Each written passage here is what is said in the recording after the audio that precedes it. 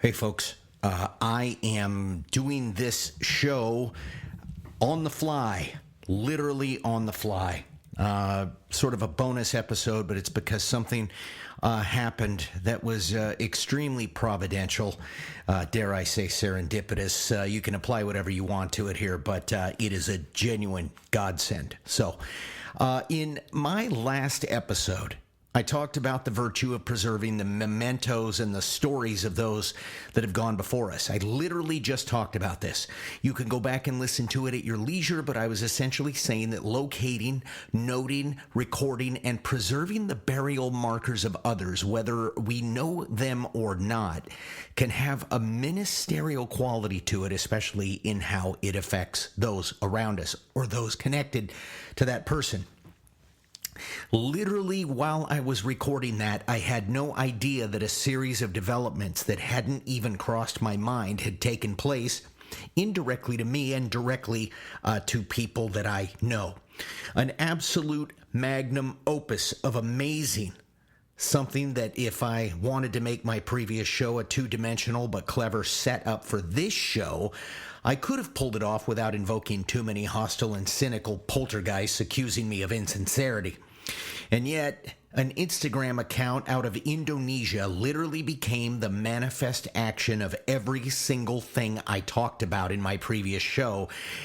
Literally changers in the life and lives of dear people that I know. Let me tell you about the historical preservation account known as Indonesian Graveyard on box number 7.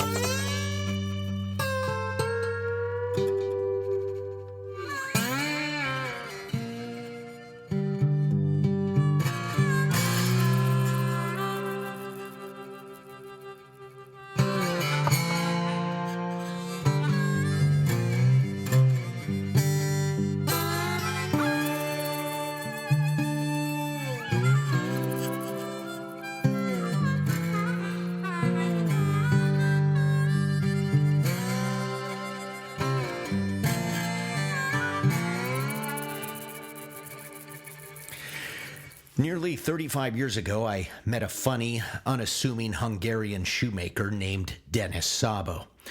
He was gainfully self-employed, making quality orthopedic shoes for people who, prior to meeting him many times, couldn't even walk.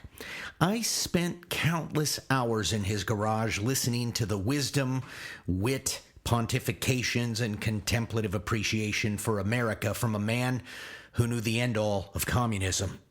Oh, and he was teaching me copious amounts of Hungarian. I'll never forget when he cleared up my phrase, "Viset predikal és bort iszik," which is Hungarian for hypocrisy. It means preaches water, but drinks wine. His children became my lifetime friends. Over the years, marriage, moving, location changes and such sort of balkanized everyone into their own little worlds, and we all moved along and sort of set up our own little, our own little hamlets of life. Dennis ultimately married a woman from Indonesia, but remained in the general area, and I'd still visit him from time to time, but it wasn't the same as the old garage located on Mullen Parkway in Redding, California. Then he came down with the decision to move to his wife's original country of Indonesia. Now, locations were generally known by family, but the only communication was between him and his family once he got there. Then, in 2018, Dennis passed away. And unfortunately, the communication died along with him. Somehow, word of this did get back to family, and with the exception of a few nondescript photos from the funeral, no more contact emerged. No one could identify where Dennis was buried.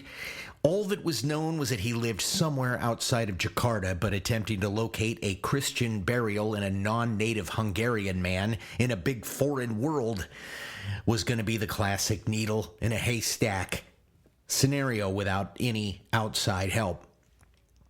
Dennis's son Rob contacted the embassy, and they were able to provide the medical facility from which the death pronouncement was initiated, but that was about it. And no burial information. So over the years, I would hear family express a deep desire to simply try to find out where their beloved Dennis was buried. Truth is, I loved the man too, and while my investment in this was secondary to theirs, of course, it was enough to at least push me to try something. And I did. But before I get too far over my skis here, implying that anything that follows is because of me, understand it absolutely is not because of me.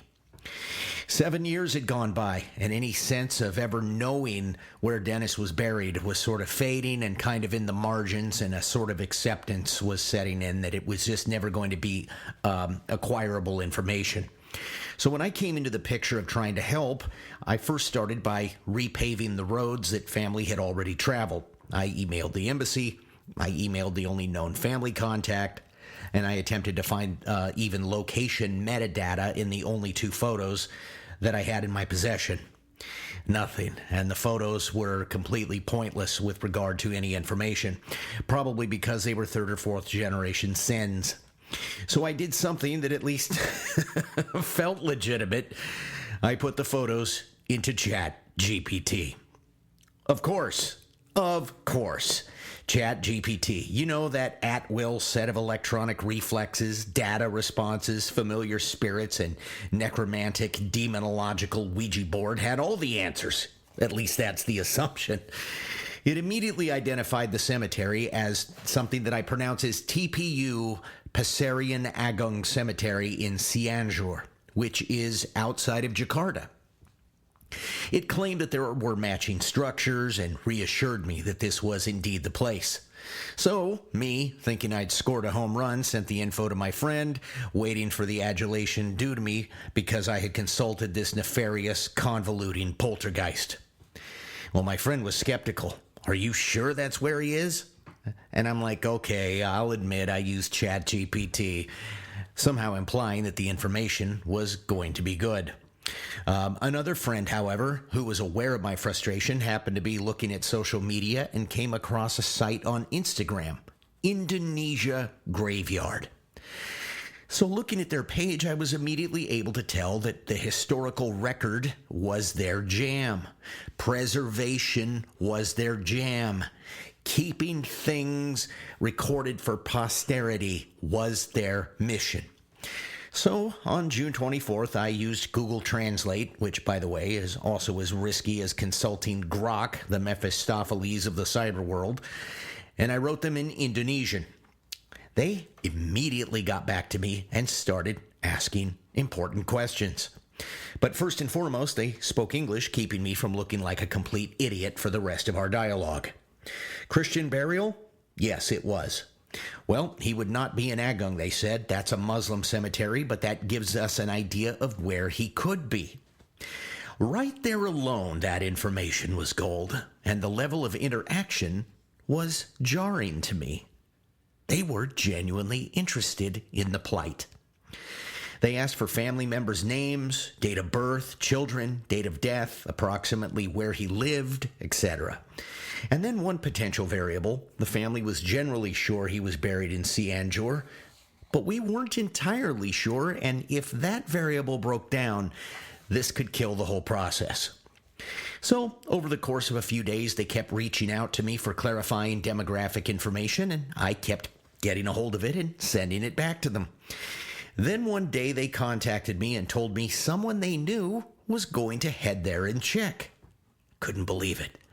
The catch was it wouldn't happen until July 27th because of logistical reasons on their part.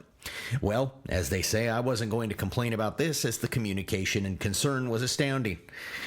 So I waited, and I told the family it was going to be a month before any sort of possible change would happen. A month later, on July 26th, the day before, they reached out to me to say that the contact would have to postpone his trip by, quote, 3 or 4 days. No problem. On August 2nd, I was informed again that the envoy's wife was in the hospital and they had to postpone again. They assured me that she was improving in her condition and that the mission would resume. And again, no problem. God bless them. God bless her. Although my inner voice was telling me that something systemic was going to short circuit the process at some point with these type of scenarios. However, today, August 29th of 2025, I was ruminating about my previous episode when I realized I hadn't heard from Indonesia yet. And I was only reminded about this because my previous episode was stressing the importance of these exact kind of parameters.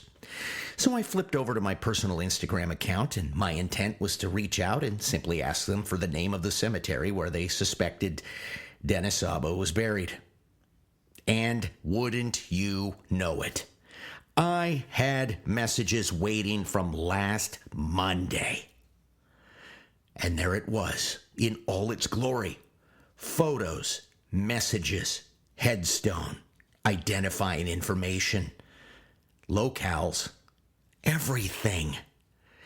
They did it.